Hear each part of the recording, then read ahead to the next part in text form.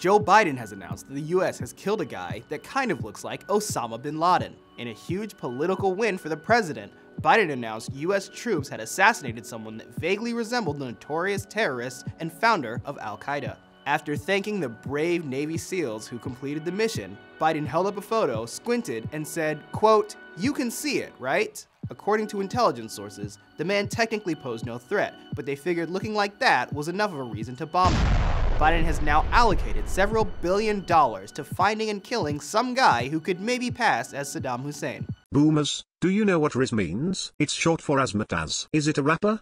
It's usually a rapper. Riz was a chemical agent we secretly tested on civilians in Vietnam. Riz is someone's ability to attract another person through style, charm, or home ownership. I believe it's a portmanteau of rat jizz. I know it's slang for charisma, but I'm faking dementia to get out of spending time with my grandkids. Whatever it means, it's not racist enough. My name is Ronald J. Freely, and I'm a former official in the federal government.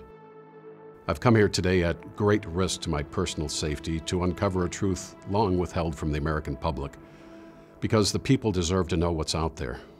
Despite what you've been told, vegetables do exist. Vegetables are real.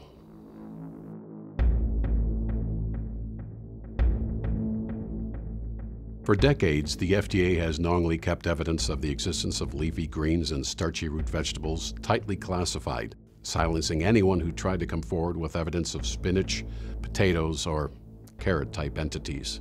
I myself have personally substantiated thousands of accounts from otherwise sane, credible Americans who claim to have had a close personal encounter with a vegetable and lived to tell about it.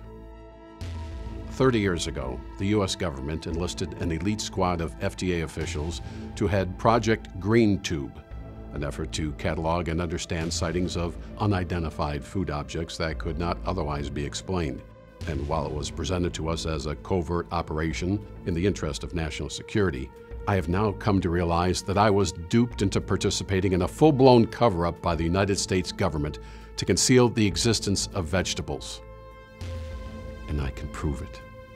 In the restricted facility where I worked in Virginia, there is a refrigeration unit containing authenticated physical samples of multiple vegetable specimens found over the course of our investigations. There is even a room where they place some of these non-meat biologics on a table and slice them open.